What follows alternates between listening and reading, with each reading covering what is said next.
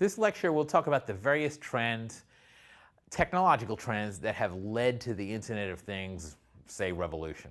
It's an overused word, but let's try to use that right now. So there are lots of different trends that have led to this, led to the incorporation of Internet of Things technology into devices today.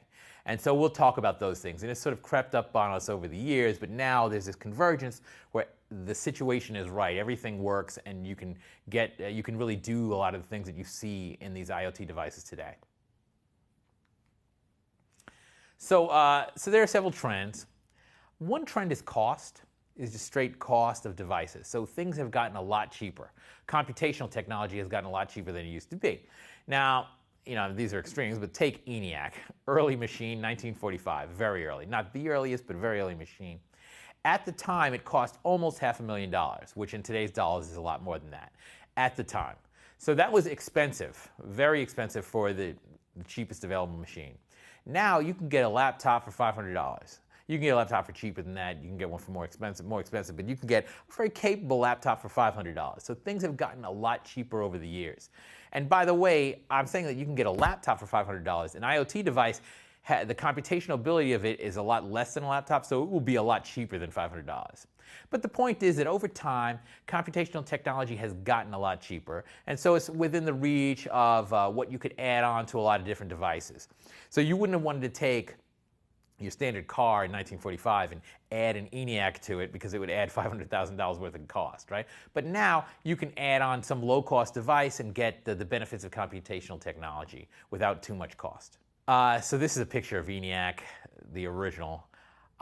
It is big and expensive. So this is another thing that's changed. It also has a lot of wires. If you look at it, the way they programmed it was with wires, a lot of wiring going on in there, manual wiring. But so this is a picture of it, and it was big. So that's another trend, hardware size. Things have become smaller. Now that old ENIAC, there was no possible way you were going to be able to get that thing and fit it into a device, into a thing. So that ENIAC was, say, approximately 1,800 square feet, 27 tons. It was a big thing. But a laptop today is small and light. And IoT devices are smaller and lighter than that. So computational technology has also shrunk and gotten lighter to the point that it can be incorporated in lots of different devices. So this is just a size comparison. So we got an ENIAC over there, different lighting, but basically the same machine. And then we've got a laptop. And you can see how the computational technology has just vastly shrunk to the point where you can actually incorporate it into devices. Now, another big trend that makes IoT possible is the fact that computational ability has grown dramatically since, say, 45. So in 45, that ENIAC that you saw, that got approximately 5,000 instructions per second. Now, standard laptop, 18 billion. Now, this is plus and minus, right? But 18 billion, easy. That's a dramatic improvement. And what that gives you is the fact that you can implement a lot more features. There are many things that you couldn't have dreamed of being able to do back in 45 with a computer that you can now handle because you have so many more computations to play with in a unit of time. So for instance, speech to text, right? That's common in phones today, right? Where you talk and it interprets your speech. There's no way with 5,000 instructions per second you could do that in anywhere near real time.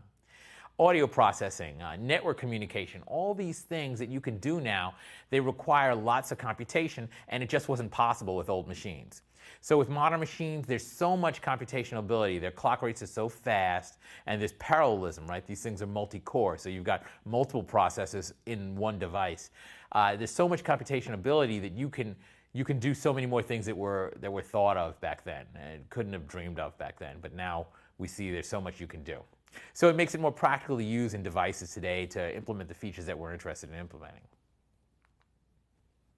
Another trend is internet access. So in 45, the internet didn't exist, networking wasn't there, but internet access has improved. So the internet is reachable from a lot of places. First, it exists. Right? It didn't used to exist, but now it's also true that in lots of different places, almost everywhere, you can access the internet through some mechanism.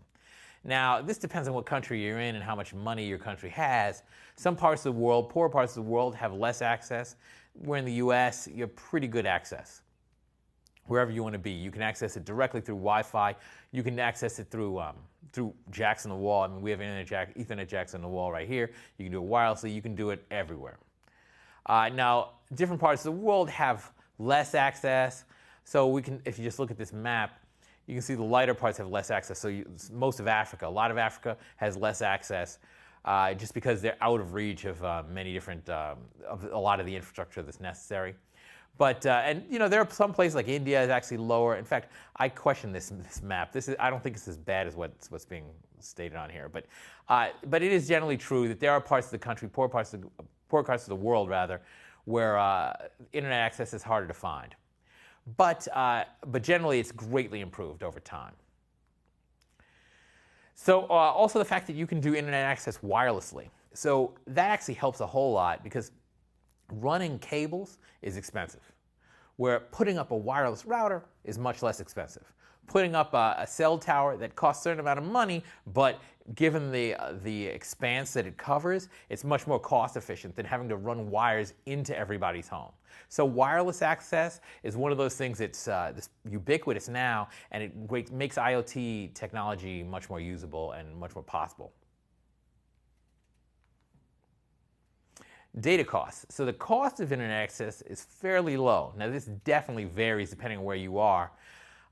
You know, it's never low enough for me, right? I mean, I don't like how much I have to pay every month for my cell phone bill or for my cable bill, stuff like that. But it's low enough that a lot of people can afford it. Now, in poor countries, this is not necessarily the case, but that's changing, right? Bandwidth is high. So what this means is that you can transmit lots of data fast. And that actually enables a lot of different features. So streaming movies, for instance, right? If you want to stream video, you need a lot of bandwidth, right? As opposed to just sending data. If you want to send email, you don't need a lot of bandwidth. Email has a certain amount of text, and it doesn't take much data to send to transmit.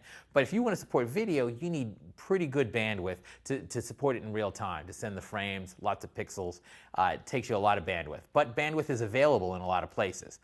And wirelessly too. So you can, through Wi-Fi or some other type of wireless technology, cell phones, you can actually get enough bandwidth to be able to see videos through that technology. So the bandwidth actually has enabled a lot of different features in IoT devices. Thank you.